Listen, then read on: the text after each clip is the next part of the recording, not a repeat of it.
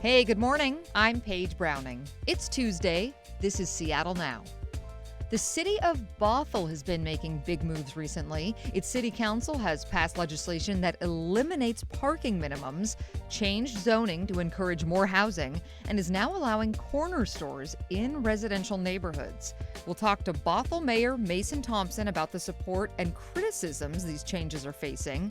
But first, let's get you caught up.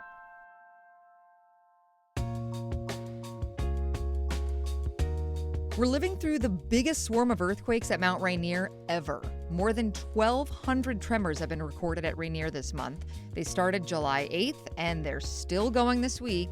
Seismologists say there's no cause for concern, as most of the quakes can't be felt because they're low magnitude. The biggest was a 2.2.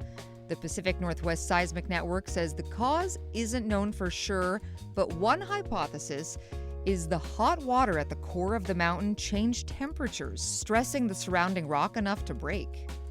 A bunch of new laws took effect over the weekend in Washington. One will change parking as we know it. For years, cities have been able to require builders to add lots of parking when they put up a new apartment building or houses. Under a new law, cities can require one parking spot for every 2 units, but no more. Some cities have taken it further. More about that in our interview coming up. And we now know the practice schedule for the Blue Angels. They'll have 2 practice runs on Thursday, one between 11 a.m. and 1 p.m., and a second from 3:30 to 4:30.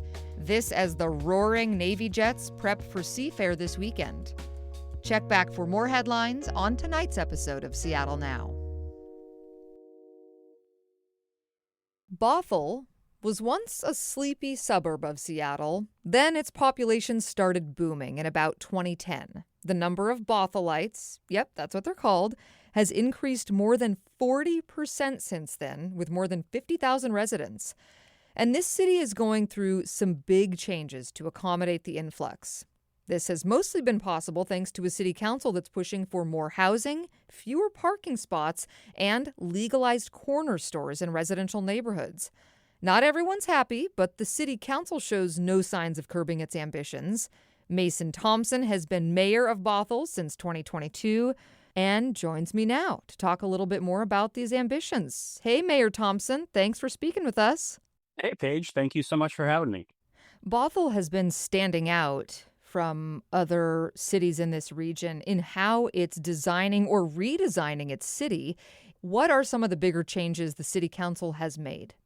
Well, I think you just touched on 2 of them that are really inherently connected.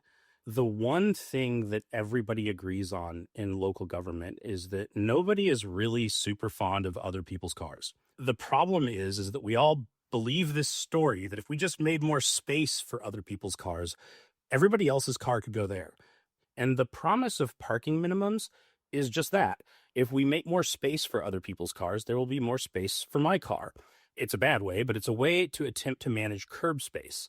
And the fear is that if we don't build enough space for other people's cars to park, that then people will store their cars in the street permanently. Well, and I've also heard local business owners say if there's no space for the cars to park, people won't be able to come to my business. That's because they can't get here. Sure. But what I would say to them is the amount of cars that come with new housing isn't fixed.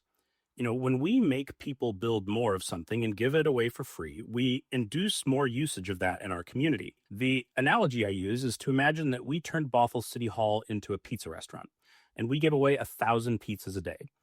Paige, do you think that after we did that, people in Bothell would eat more pizza or less pizza overall? Well, I'd be getting my slice every day. I think it's pretty obvious, but it's the same thing with parking. If we subsidize more space for cars, we get more cars.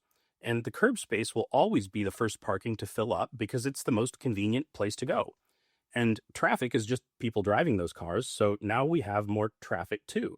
And that comes with air pollution, noise pollution, fine particle microplastics that run into our rivers and kill salmon with PPD before they can spawn. And nobody in our communities wants to see more traffic. And yet here we were with policy that subsidized more of all those things. And those prevent the housing and the retail and the walkability and the vibrancy that everybody says they want. Lots of people in cities in our region have been pushing for density to help with our region's affordability crisis. And it often comes down, from what I've heard in city council meetings, state legislative hearings, to people saying they like the idea of density, but they just don't feel comfortable with it in their own neighborhood. Put it over there. What's happening in Bothell that's making these reforms happen? I think that the housing conversation is often very hijacked by a small number of people who want to show up at a city council meeting and be really loud. And one of the advantages that you have when you run pretty hard for your council seat is that you talk to a lot of people and you realize that the majority voice is something different. I don't think we have a different conversation that's happening here. We certainly have people that have showed up and they didn't want to pass middle housing and they didn't want us to pass the comp plan, and they're not super fond of this either. But I think the vast majority of the people in our community recognize that we have things we would like to be different, and we would like to change the things that caused our problems so we can get better results for our community. And we're not out here trying to make Bothell a worse place to live. We're trying to make Bothell a better place to live. And, a few more doors on the house across the street does not make Bothell a worse place to live. More neighbors that I get to see when I go for a walk at night, more families who have kids that my kids get to play with, those aren't things that make our community worse. Those are things that make our community better. So Bothell has been able to pass these changes that you're calling, reasonable and making Bothell more Bothell. The city council isn't completely in sync about this. One council member voted against the ordinances. Another council member didn't vote but seems to disagree. How do you know these changes are going to be popular with your constituents? Well, there's a reason that we have an odd number of people on the city council. It's because not everybody in Bothell agrees on everything. And that's okay. We don't all have to agree.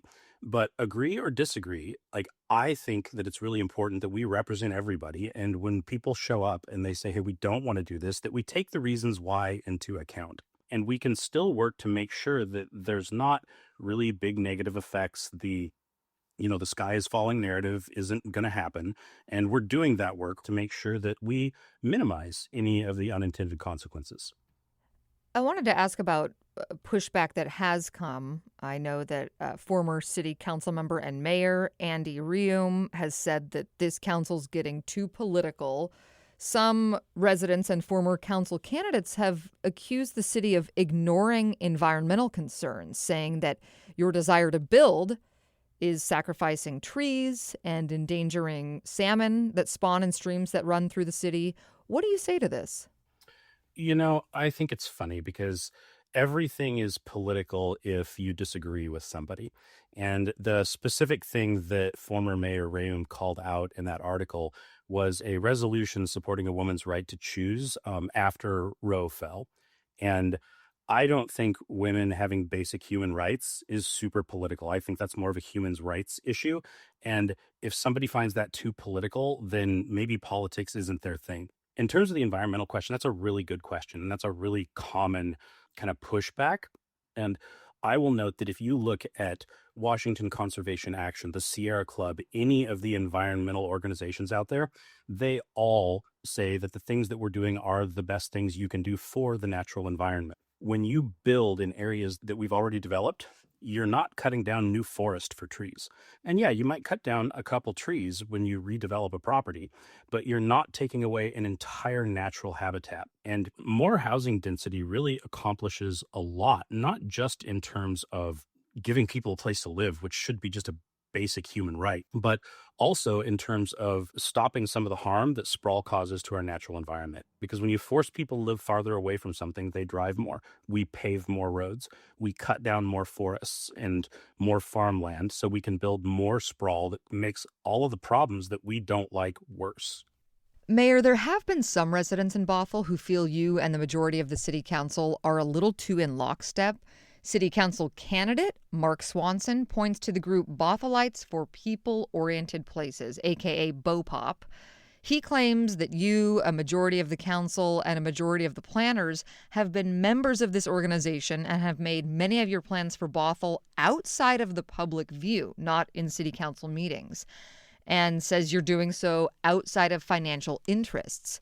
Here he is at a city council meeting late last year. All of the former and current members of Bothell for People Oriented Places are violating, in my opinion, their public oaths of office to be impartial. So that's Mark Swanson.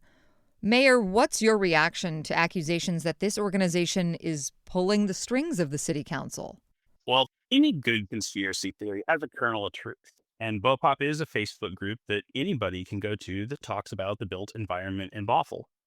And any meeting BOPOP ever had was on the Facebook group because they were trying to get people to show up. Like, it's public. And I just don't think it's a surprise or a conspiracy that Bothell keeps electing people with similar values when those values match our community's values. And, the many folks in our community who are slinging these conspiracy theories, they run for city council. Like, they had a chance to take a contrasting approach to the people and they weren't chosen. And that's hard. And I empathize with that. But there's just not any conspiracy here beyond Bothell elected people with a set of values to be on their city council. We're following through on those values, and people who wish the city chose them instead aren't happy about it. And that's not a conspiracy. That's just our system of government working. I want to talk about corner stores. Despite attempts this year at the state level, the legislature has not legalized residential corner stores for all of Washington. Seattle's also been unable to make significant changes to corner stores and parking requirements.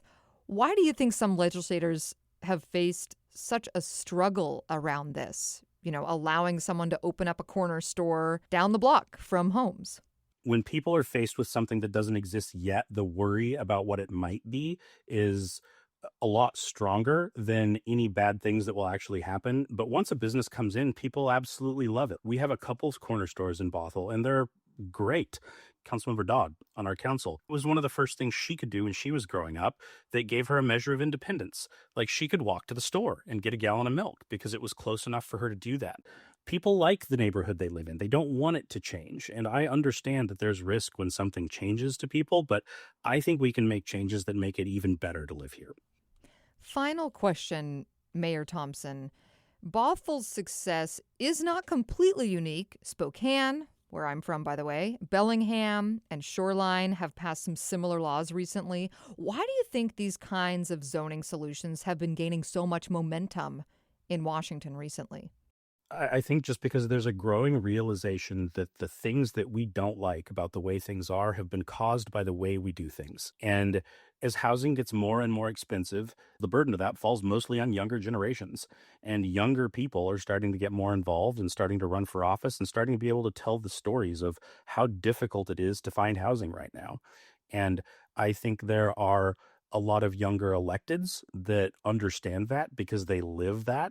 And I think as those people grow up, the problems that we are trying to solve, there's simply a lot more people experiencing them. So the mood is shifting because the way that average people experience the world is changing a lot. There's great leaders like Zach over in Spokane, like Chris in Shoreline, that are really doing everything they can to make their communities a better place for their residents to experience. And I think we're going to see a lot more of it. I don't think it's done here.